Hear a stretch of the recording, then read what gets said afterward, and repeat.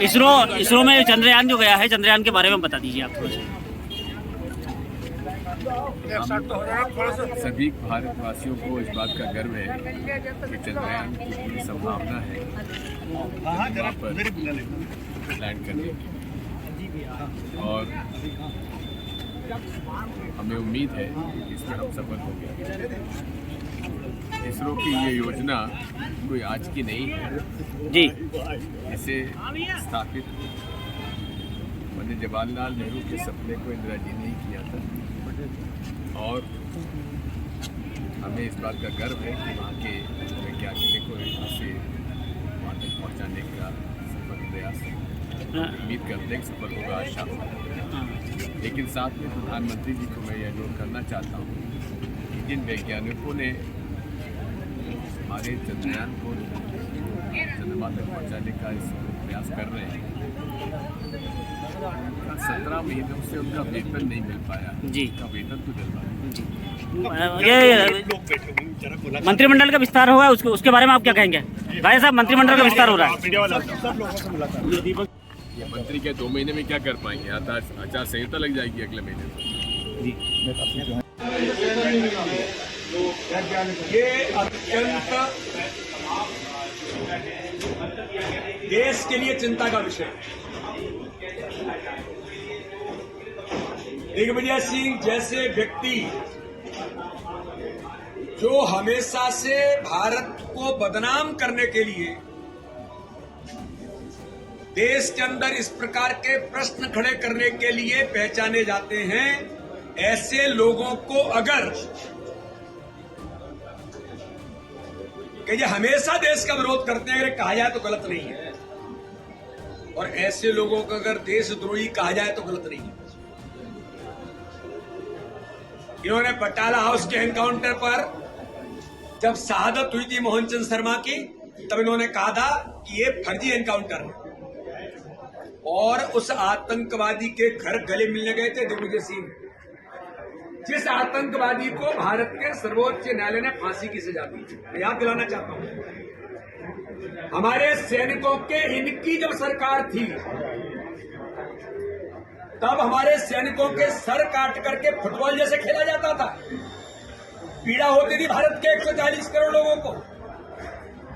लेकिन मोदी जी की सरकार बनने के बाद अगर हमारे सैनिकों पर हाथ उठाने का प्रयास किया तो प्रधानमंत्री नरेंद्र मोदी जी के नेतृत्व में सेनाओं को इतना सक्षम बनाया कि सर्जिकल स्ट्राइक करके पाकिस्तान में घुस करके जवाब दिया।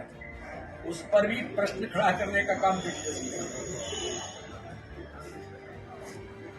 यह वही दिग्विजय सिंह है जो देश के इस प्रकार की व्यवस्थाओं पर भारत का मान और सम्मान कभी जब बढ़ता है तो इनको बड़ी पीड़ा होती है, इनको बड़ा दर्द होता है। वामपंथी कांग्रेसी कहलाते हैं, लेकिन कहीं न कहीं वामपंथी विचारों से प्रेरित है।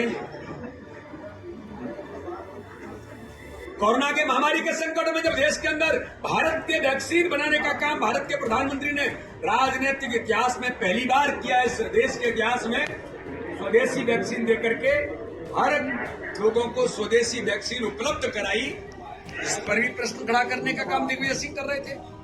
आज बहुत मैं मन की पीड़ा के साथ कहना चाहता हूं, यह दुर्भाग्यजनक ही नहीं है, ये देश के खिलाफ साजिश है।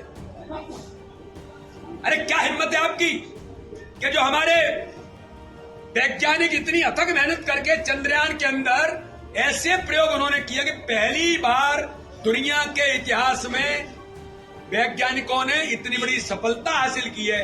हम सबको उनके लिए दुआएं मांगना चाहिए, हम सबको उनको कहना चाहिए मिशन सफल हो। इसके लिए पूरे भारत के 140 करोड़ लोग लगे हैं, और ये महाराज कह रहे हैं कि उनको ये नहीं मिल रहा, उनको वेतन नहीं मिल रहा, उनको ये नहीं हो रहा। अरे शर्म आनी चाहिए आपको।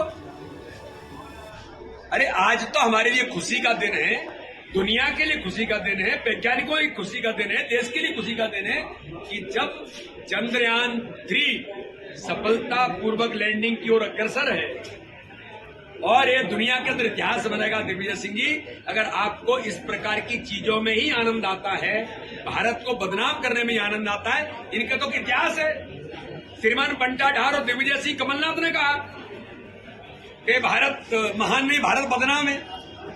इनको आनंद इसी से आता है क्योंकि विदेशी ताकतों से प्रेरित हैं। इन्हें भारत के उनको अच्छा होता हुआ दिखता नहीं है, इसलिए मोदी जी के नेतृत्व में देश आगे बढ़ रहा है। वैज्ञानिकों को ताकत मिल रही है, सेना को ताकत मिल रही है और देश लगातार ऊंचाइयों को छू रहा है। मैं तो उन वैज्ञानिकों को बधाई और शुभकामनाएं देता हूं, बहुत हार्दिक अभिनंदन करता हूं कि उनका जो मिशन है आज सफलतापूर्वक संपन्न हो।